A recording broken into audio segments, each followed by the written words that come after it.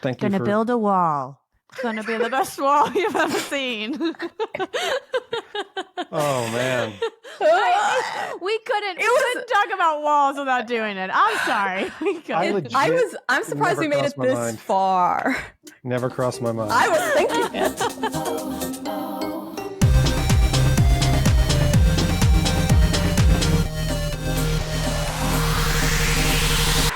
Welcome back to Gravel Trap F1. I'm Cristina. I'm Caroline. As per usual, the Canadian Grand Prix was sometimes wet and always wild, with drivers trying to hit every wall except the wall of champions. So today, we'll be discussing all the walls. And at the Checkered Flag, our producer Buck hops on for another segment of Don't Take Debate. Let's get to it, bud.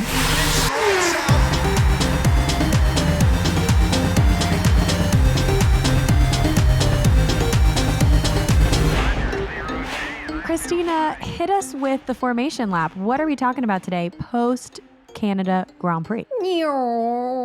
Well, if you did not tune in to our live stream discussion about Canada on YouTube, you can go and watch it there. But we discussed briefly how some drivers came close to going into the barriers, and then how George Russell firmly planted his behind into it, continued to try to drive, and then was like, nah, that's done, and retired the car.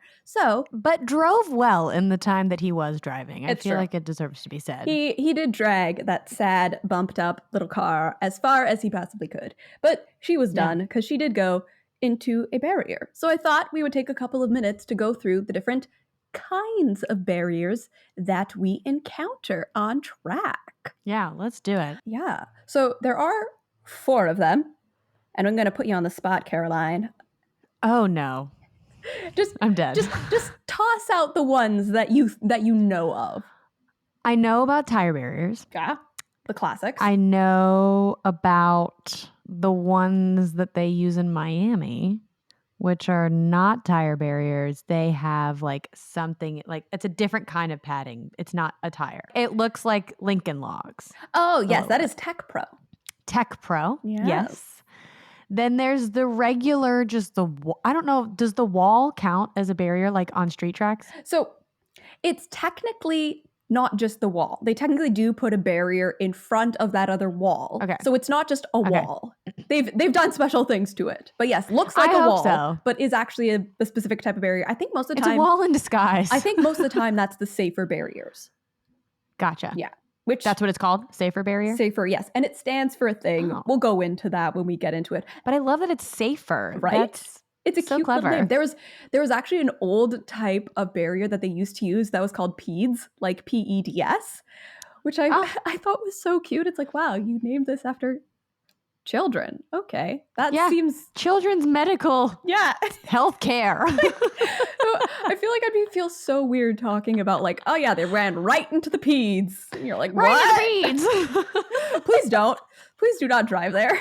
That's hilarious. But then... Okay, so we hit tire, we hit Tech Pro, we hit Safer. Safer. And then the Armco barriers. Oh. Yeah. As in like... Grosjean. Yeah, that thing. Okay. That was a whoops. Which tell me brings us to the importance of picking the right barrier for a given location. Because yes, they all serve the similar purpose of they want to disperse energy and they want to be relatively easy to repair depending on how accident prone the area is. But they also have to be set up properly. They have to be placed. They have to be set up so that way they don't fail like that one did. Yeah. Perfect storm. But thankfully, all of the rest of the safety features worked and he was fine. Yes. This is why we have backup And he's plans. still here killing it over there in IndyCar. Well, he made someone really mad in IndyCar this weekend, didn't he? Yes, he did. Yeah, he did. There wasn't a single person that Will Power was not mad at. Like, he's got a list in red underlined. Check it once, check it twice. Bold italics. Oh! Yes. Circling first over to the one that you described as the Lincoln Logs being the Tech Pro barriers. So those ones are typically for areas with higher risk of high-speed incidents. And we see them in those layers where they have one lining of them, as well as like a second and a third and a third. And that's the way it dissipates energy, by having to move that whole line of barriers before it hits another one. So that's why they're not perfectly planted like one after the other and like touching each other, because it takes force and energy to move the barriers. Use the force. But okay, cool thing that I learned while I was researching this, because I had assumed that the two colors that they used, the red and the white or gray, was because they were matching the aesthetic of the circuit, right? Like we have the strips along the side in the red and white because of the Marlboro Association from back in the day, blah, blah, blah, blah, blah. But I thought they were just matching. But no, it's because they're slightly different blocks. Oh, that's brilliant. Yeah. So the red ones are absorbent, hollow, and flexible. But then the white and gray ones are reinforced and have a steel wall running through the middle. They have like padding on the inside, kind of a thing. But no, they're slightly different, so that way they can be used in a slightly different way. Oh, that's so smart. They're like the tire compounds, but for barriers. Pretty much. Brilliant. Well, and the best thing about the Tech Pro barriers, honestly, in my opinion, is that they've been designed so that way they can be replaced so easily. Yeah. Like they get moved from an accident and you literally just have to line them back up. And then if any of them... Lincoln Logs. Exactly. And if any of them are too smashed to be used again, you lift them out and you bring new ones in, which... That's brilliant. So clever. It allows the race to continue. It keeps things safe, quick repair, yada, yada. Absolutely fantastic. Ticks all the boxes of good engineering. I love it. I really like those ones. Yeah, those are good ones. Okay, so we've talked about the Grosjean, the Amco, right? Yes, that's the Armco. So that one is made of steel and it's flexible and it is meant to bend because that way, again, it absorbs energy. It's not meant to break the way Grosjean's did. That one, I believe, broke and it failed when Grosjean was driving through it. But it's also designed so that way the cars will actually keep running alongside of it. That way they don't end up tumbling back towards the track. Makes sense. Which is why a lot of the times you just see cars hit barriers and instead of like bouncing ping pong ball off of it or they slide. What's the game? Pinball. That's what I was thinking of. Yeah. Instead of pinball style, it just glides down the side. Quite clever. Where do you want the car to go? That is not smart. into traffic. Again, unlike the Lincoln Lock Tech Pro, it's not easy to repair. You bend it, you break it, you have a bigger repair job, which is why you typically just like pick the places based on the likelihood of someone crashing into it. But again, how much space do they have? Do they have a big runoff area? Like with the Tech Pro barriers, you can actually have that space to put layers and layers of it. Or are you in a city where the skinnier barriers are necessary? So that would be only the option. Armcos and these safer barriers we had mentioned earlier. So those ones, if you look from the top looking down, you have the pre-existing wall. So whether that be a building or just like a cement block, they put down something. Then you have a steel block. And sandwiched in between them, you have these crossbeam foams. So that way they like go into the barrier, have that absorption, and safer crash. And the safer stands for steel and foam energy reduction. Safer. Oh, I love that. Right? And those are primarily used on the street tracks? Yes, they are used in some other places in long sweeping turns with low impact angles, but they fit in street tracks. So you have a lot of them in Jeddah as well as in Baku. Because there's no room. Cool. So the final one is the tire barriers. Yes. And they're not just stacked one on top of the other. They are actually connected in the middle. They're bolted together. Oh, that's an important delineation. Yes. They're not just tires that they went and were like, we better stack these and then put them in a corner, which I think from watching a couple karting videos, it gives you that impression. Because I think that that's what they do at a lot of karting tracks because it's fine. But not in F1. I don't know why that I really the crashes didn't think just about aren't it. as big in karting as they are in F1. That's true. But I also just didn't really think about tire barriers being this like designed thing that they actually put thought into. But of course it is. It's just kind of some tires chucked. Just like, in there. Pirelli are done with these. Might as well. Yeah. But no. Donate your tires. Yeah. Also, I don't even think that it's Pirelli that makes these tires. I don't know who makes these tires, but they have them. They bolt them together. And they sometimes have polypropylene inserts in the middle. Wow. Yeah. I assume That's that's so cool. an absorbent plastic, but I like the tire barriers the best personally because it feels so motorsport. It's just like, yes, not only do we race on these, but these also save us. last little feature that I'll add about them is that they sometimes have fences on the top of them, which sometimes Ooh, oh yeah, I've seen those. usually keeps debris from flying onto spectators, and sometimes it doesn't. Shout out to Australia and the piece of the Haas going into the audience, as well as Indy Bless. 500, the full tire going onto someone's car. That was crazy. That was so crazy. She got a new car out of that. They bought her a new Chevy. I didn't know that. I thought they just gave her like the VIP experience. That's Yeah. great. I love to see that. But okay. That is all. We've hit the wall. Let us leap over it. That was so good. Cristina, that was so good. I loved that.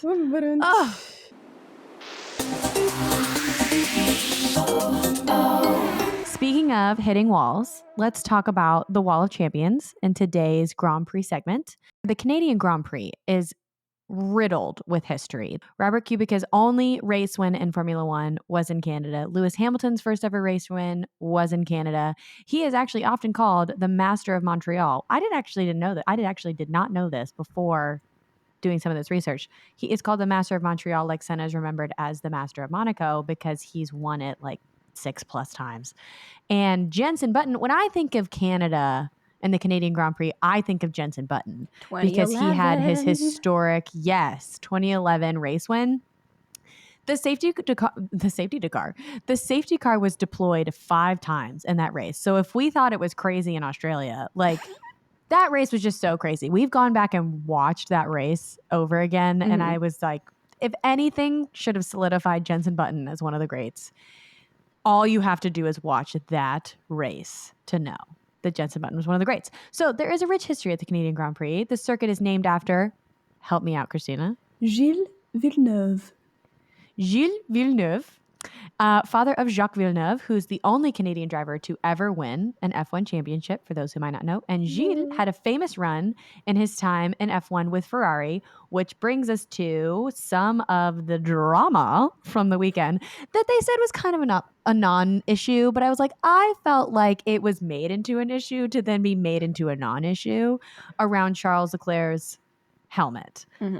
And apparently he didn't ask the family if it was okay, but then he did ask the family, and then the family was like, yep, it's fine. So then I was like, so why were we upset about it in the first place? But we won't get into it. He got to wear the helmet. He got to honor the people, and we love to see it. But the Wall of Champions. It was dubbed the Wall of Champions in 1999 when 3 world champions hit the wall during the same race in the same place, but not on the same lap. It was Damon Hill, Michael Schumacher, and Jacques Villeneuve, homeboy, child of the one that the track is named after. They all hit the wall on the 13th turn of the circuit. It was not previously called the Wall of Champions until this. All 3 of them DNF'd as a result of their run-in with the wall. 4 safety cars were deployed during the course of the race, which at the time was like a ton of safety cars. And it was deployed 4 times. The 3 of them were not the only 3 to hit the wall as well during that race. Villeneuve's teammate, Ricardo Zonta, I hope I said that right, also crashed his car into the wall during that race. So their team, double DNF'd. It was a wash. After that race, it was dubbed the Wall of Champions because it claimed 3 world champions in one day, which I think is kind of poetic. That now we saw 3 world champions on the podium this weekend, which was really special. And none of them have ever hit the Wall of Champions in a race. Yet. Max hit it in FP2 in 2019, but none of them have hit it in a race, which I thought was cool. Sebastian Vettel hit it in a race. But yeah, Hamilton, Alonso, Max Verstappen, all world champions, none of which have hit the Wall of Champions in a race. Pretty cool. Any questions, class? I don't have it about that wall, but I had a thought earlier where we were talking about walls and running into them.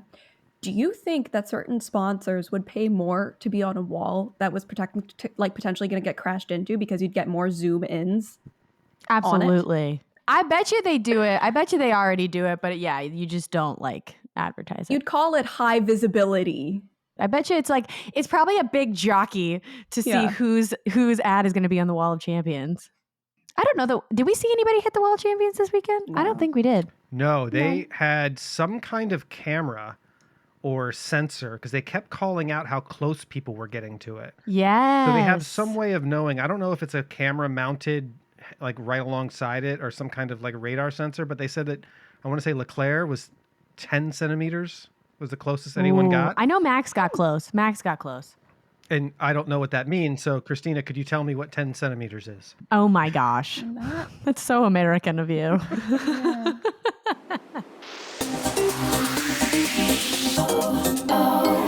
Up next, we are doing Don't Take Debate with our wonderful producer, Buck Rogers. Buck, hit us with it. Okay, ladies, I don't want to put a wall between you two. Gonna build a wall. It's gonna be the best wall you've ever seen. Oh man. We couldn't talk about walls without doing it. I'm sorry. I legit it never crossed my mind. Nothing could ever put a wall between us. I love Cristina too much. We have 4 topics to cover real quick here.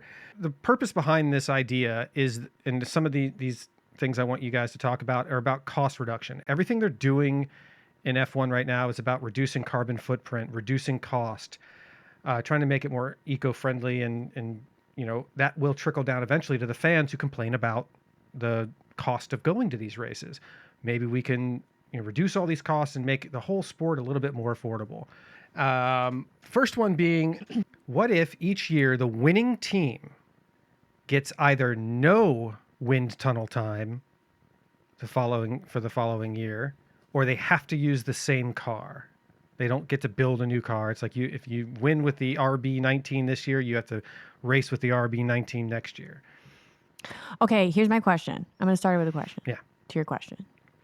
What does that mean for regulations, right? Because if a regulation, like a floor regulation changes and they can't use the floor from the year before, are they then permitted to change the floor? In this bizarre scenario I'm coming up with, the idea is that the regulations aren't changing so much that you have to rebuild the car. We're just going to make you modify this winglet here, or a different front wing there, or your rear view mirrors have to be shaped like this or something. But you're not rebuilding a whole new car. You can if you want, but the winner of the Constructors' Championship either doesn't get wind tunnel time or has to use the same car. And do they get to choose which one they do? No, either one of those scenarios. Oh, okay. I would say have them use the old car because they'll still be bringing updates and upgrades. And that's like, yeah, okay, you're still improving your car above everybody else, but you've figured out what works. But everybody else didn't, or didn't figure it out as well. So allowing other people to change things, whereas you not so much. Yeah, sure. I think that would be another interesting challenge. I would never pick the no wind tunnel time. That just seems dangerous because as good as your simulations and computer can do, it's not the same thing as putting it in the wind. I agree with Cristina. I think if you ask the teams to choose, either keep, like if you gave them the choice, either keep the old car or no tunnel time, they would choose the old car because it just won a championship for them. Absolutely. Okay. Hot take. I think that should have been Red Bull's penalty, but they didn't ask me. So anyway, the downside, or I guess the fault in my logic for this one, and I'll admit, is that not every first place team is going to be as far ahead as Red Bull is this year. So it could, it definitely would dump someone into the midfield if they were ahead by just a little bit. Yeah. All right. Number 2, the entire F1 season being done in geographic legs. So you have a European leg, an American leg, a Middle Eastern leg, and an Asian, Oceania, I don't know what you call that region, leg. Everything is scheduled in there so that they're not world hopping back and forth all the time. Well, yeah. I support this. Yes. And at the end of the day, I do think that's their goal. It's just that they have so many long-term contracts that they have to wait to expire. And then they also kind of dug themselves into a bit of a hole with doing testing and then the first race in Bahrain because there's a holiday in the Middle East that happens. I can't remember which one it is, but there's a holiday that happens almost immediately after Bahrain. And so then all of a sudden it's like, it might be after Bahrain, it might be after Jeddah, but basically they kind of dig themselves into a hole early in the season because they can only have one race by making that particular choice. Whereas if you start with Australia and then you go Asia, Middle East, like you start working your way eastward kind of a thing, and then you could go back to having the final race in Brazil, which That'd be so cool. that slaps hard. But yes, you know, it makes more sense. Plus, right now, Japan is in the middle of the monsoon season, I believe, still. Which it has never made sense to me. It's a questionable choice. So, yeah. And then you would have the Americas, like Canada and the Americas in the fall, which is decent racing weather still for the most part. And just make your way southward. It's possible. I think we're going that way. I concur.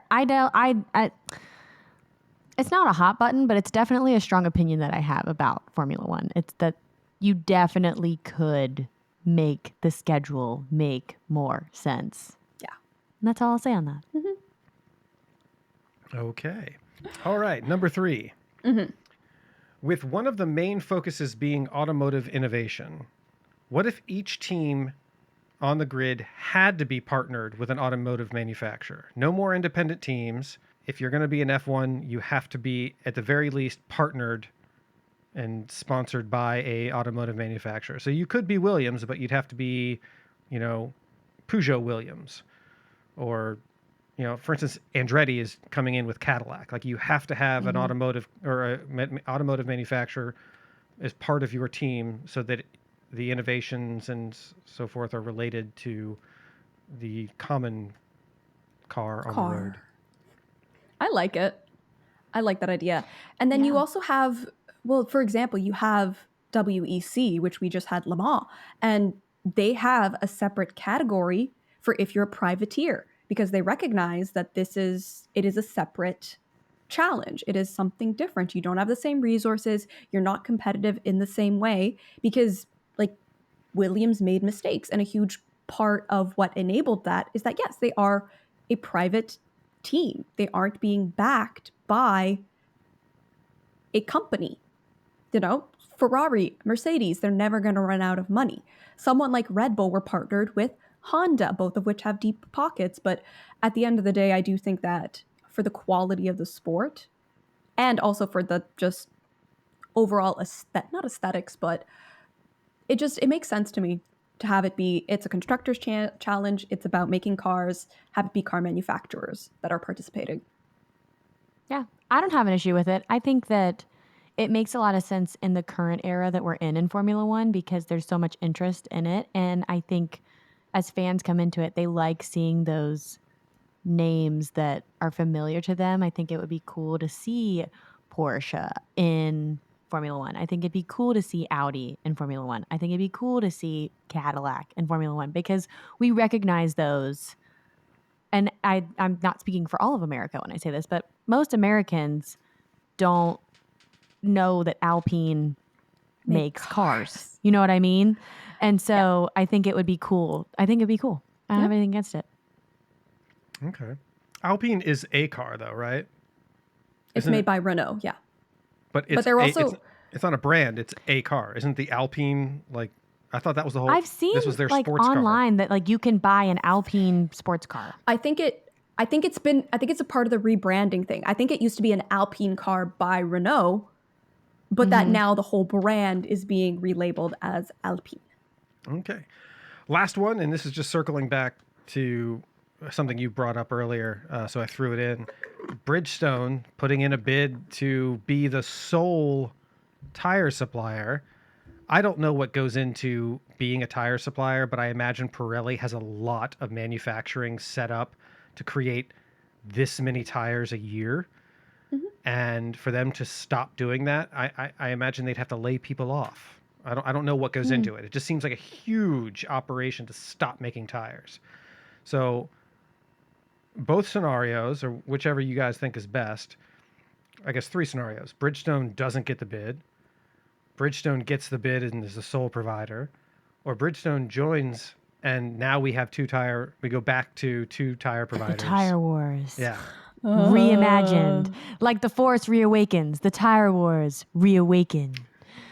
You're welcome for the Star Wars reference. I get it now.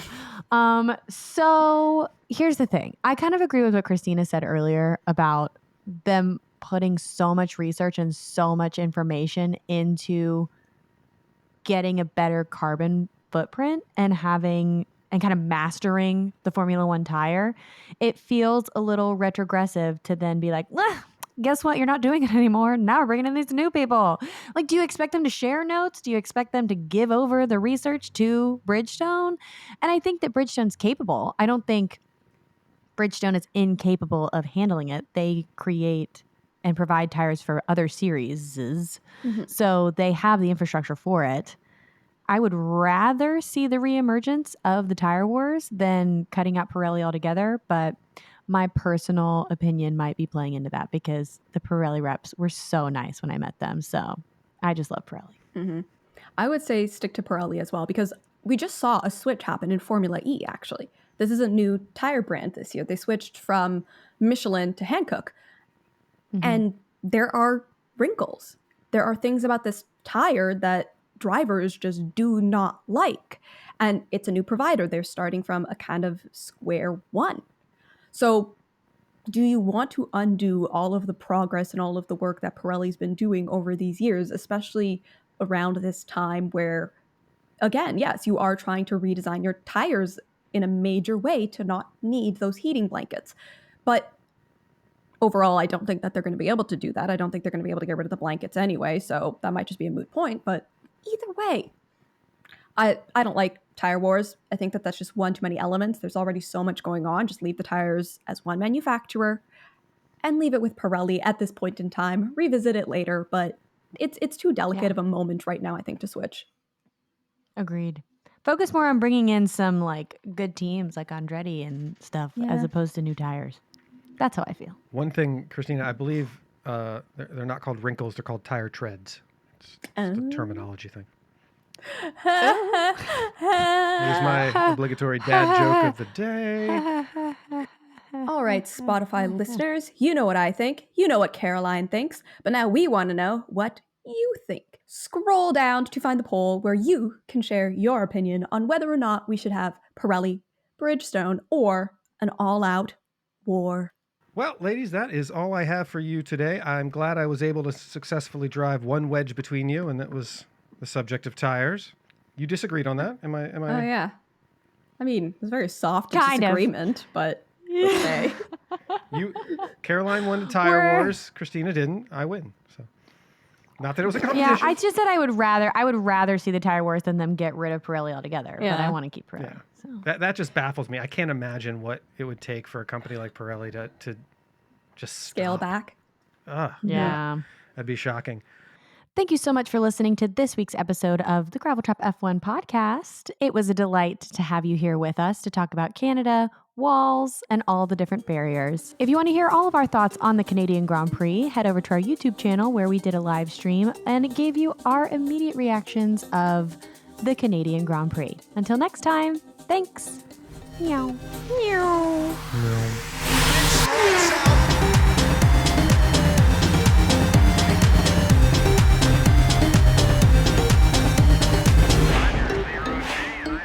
You're my WonderWall. I just thought of it like as we were in the middle of it. I was like,